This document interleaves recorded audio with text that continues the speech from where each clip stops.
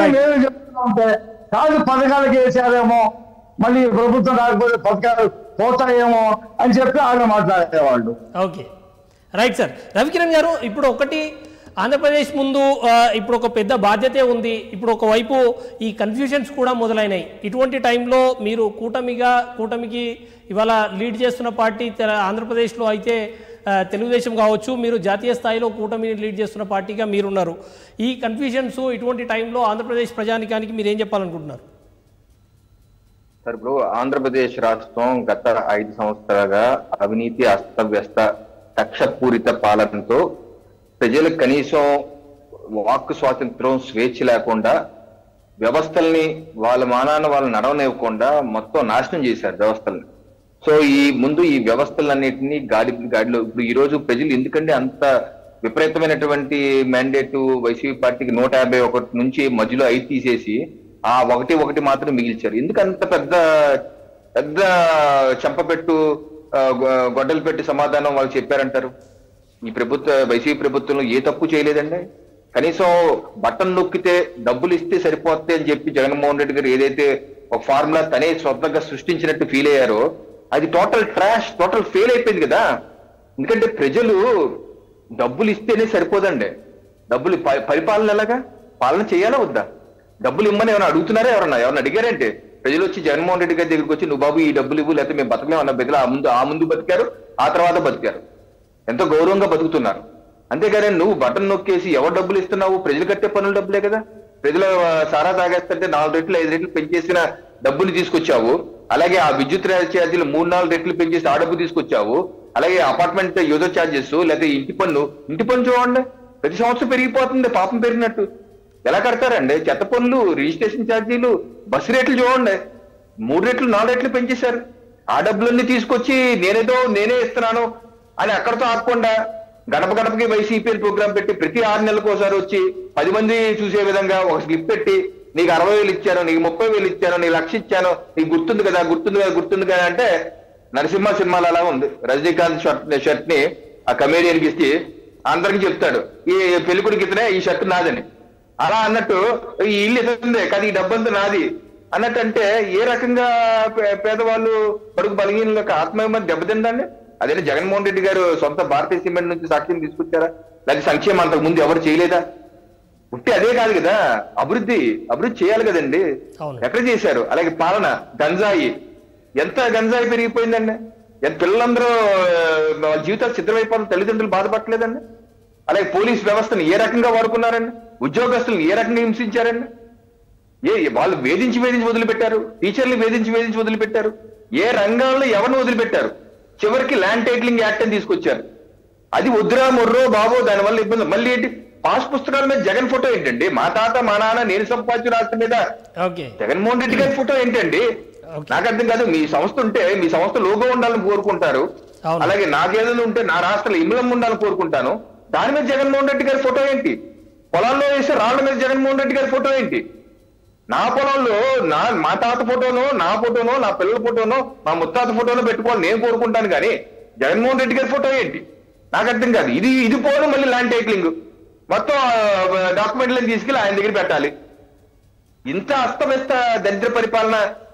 అదేంటంటే నేను బటన్ నొక్కుతున్నాను కదా, నాకు ఏళ్ళు ఎప్పుట్టేసిన బటన్ నొక్కుతున్నాను సరిపోతున్నాను. ఇది ఎలా కుదురుతుందండి? ఇది ప్రజాస్వామ్యం అండి. అందుకే ప్రజలు ఎంత భారీ ఎత్తున చిత్తరించారు.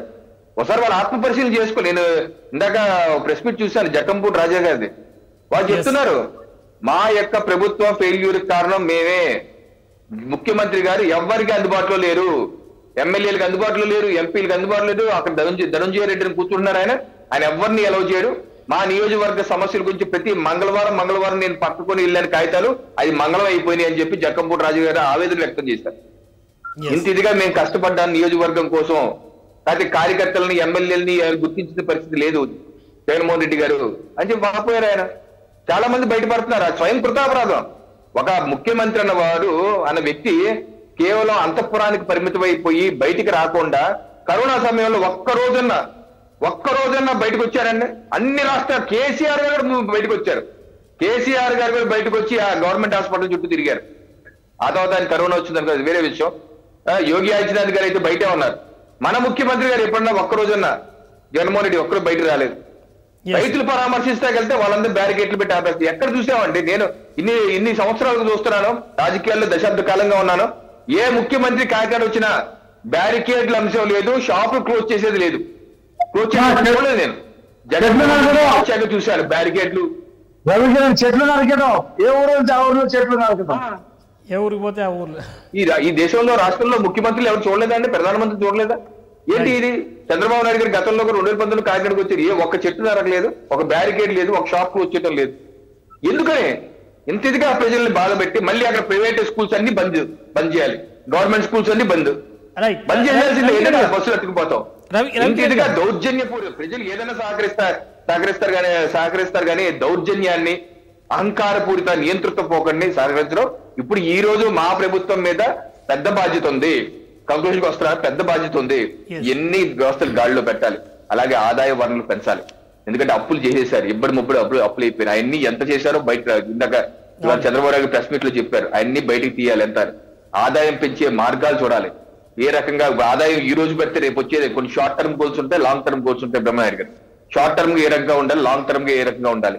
ఉదాహరణకి ఇప్పుడు మన పెద్ద పెద్ద ప్రాజెక్ట్స్, పెట్రోకెమికల్ కాంప్లెక్స్ ఉంది కాకినాడ, అటువంటిది ముందుకు తీసుకెళ్లి మెటీరియలైజ్ చేసుకోవాలి. బల్క్ ట్రక్ పార్క్ ఉంది, సంవత్సరం క్రితమే డబ్బులు ఇచ్చారు, ఈ రోజు మెటీరియలైజ్ మొదలు పెట్టలేదు, ఏమి భూమి పూజ చేసి వదిలేశారు, అది తీసుకెళ్లాలి. అలాగే పోర్ట్లు భూమి పూజ చేసి వదిలేశారు, ఏం పని చేస్తాం చేయలేదు, అన్ని పనులు పూర్తి చేసుకోవాలి. లాంగ్ టర్మ్ గా ఇవన్నీ మేజర్ ప్రాజెక్ట్స్ ఉన్నాయి. ఆ ప్రాజెక్ట్స్ అన్ని రైల్వేస్ ఉన్నాయి, ఒక 20 ఏళ్ళుగా పెండింగ్ లో ఉన్నాయి. ఆ రైల్వే ప్రాజెక్ట్స్ ఇప్పుడు కోటిపల్లి నర్సాపురం రైల్వే లైన్ ఉంది, దానికి కావాల్సిన 200 కోట్లు 300 కోట్లు ఉంది. అది కేంద్ర ప్రభుత్వం మాట్లాడి వాళ్లే మొత్తం పెట్టిన విధంగా పెట్టేసుకుని ఏదో రకంగా చేసి కంప్లీట్ చేయించాలి. అలాగే అలా కొన్ని ఇన్ఫ్రాస్ట్రక్చర్ ప్రాజెక్ట్స్ ఉన్నాయి. అలాగే భారీ పరిశ్రమలు తెచ్చుకుని ఏర్పాటు చేయాలి. కేంద్రంతో కూడా సహయోగిగా ఉంటూ మన కుటుంబంలో భాగంగా ఉన్నాం కానీ ప్రభుత్వంలో కూడా మన మంత్రులే ఉంటారు కాబట్టి, అటు టీడీపీ నుంచి మంత్రులు ఉంటారు, జనసేన నుంచి మంత్రులు ఉంటారు, బీజేపీ నుంచి మంత్రులు ఉంటారు. మనం చేసుకుని పెద్ద పరిశ్రమలు వచ్చేక్కడ చూసుకొని షార్ట్ టర్మ్ గా రెవెన్యూ పెంచుకోవాలి, లాంగ్ టర్మ్ గా రెవెన్యూ పెంచుకోవాలి.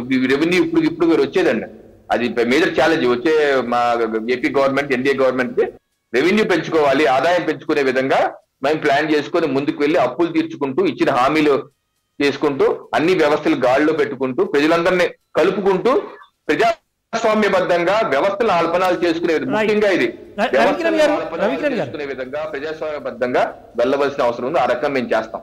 రవికిరణ్ గారు, మీరు ఎంతవరకు ఓకే, కానీ ఇవాళ ఒకటి అవునన్నా కాదన్నా ఇవాళ ప్రత్యేక హోదా అంశాన్ని తెర మీద తెచ్చి వదిలిపెట్టారు. ఇవాళ ప్రత్యేక హోదా అంశం గురించి మీరు ఏం చెప్తారు? ప్రత్యేక హోదానా లేకపోతే ప్రత్యేక నిధులు తీసుకురావడమా? ఈ విషయంలో లేదు, మేము ప్రభుత్వం ఏర్పడిన తర్వాత సిచ్యువేషన్ బట్టి మేము చేస్తామని చెప్పంటారా? ఏం చెప్పాలనుకుంటున్నారు మీరు దాని మీద?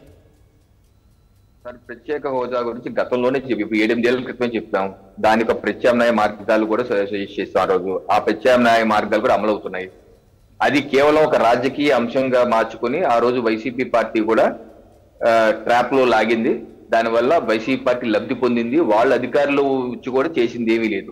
సో ప్రత్యేక హోదా అన్నది 2024 ఎన్నికల్లో మా కూటమి ఎన్డీఏ భాగస్వాములు ఎవరూ హామీ ఇవ్వలేదు. అటువంటిది అవకాశమే లేదు. అయితే రాష్ట్ర అభివృద్ధికి ఏం చెయ్యాలో అదన్నీ చేస్తాం. అక్కడ చంద్రబాబు నాయుడు గారు, పవన్ కళ్యాణ్ గారు, నరేంద్ర మోడీ గారు ముగ్గురు త్రిమూర్తులుగా రాష్ట్రాన్ని అభివృద్ధి బాటలో తీసుకువెళ్లే విధంగా అలాగే నరేంద్ర మోడీ గారు తన ఒక సభల్లో కూడా చెప్పారు, రాష్ట్ర అభివృద్ధికి పూర్తిగా కట్టుబడి ఉన్నాను, ఏ రకంగా అనేకమైన అభివృద్ధి ప్రాజెక్టులు ఏపీ భాగస్వామి కావాలని కోరుకుంటున్నాను. సో తప్పనిసరిగా అటువంటి ప్రాజెక్ట్స్ అన్ని తీసుకొస్తాము. అటువంటి వెసులుబాట్లన్నీ ఇచ్చే విధంగా, రాష్ట్రాన్ని అభివృద్ధి బాటలో నడిపే విధంగా ముగ్గురు త్రిమూర్తులు కలిసి ముందుకు తీసుకెళ్తారు. గతంలో చేసిన పొరపాట్లు ఎవరి ట్రాప్ లో మేము పడం. మా కూటమి అలాగే ఆనందంగా ప్రజల్ని ఆశీర్వచనాలు ఇచ్చారు.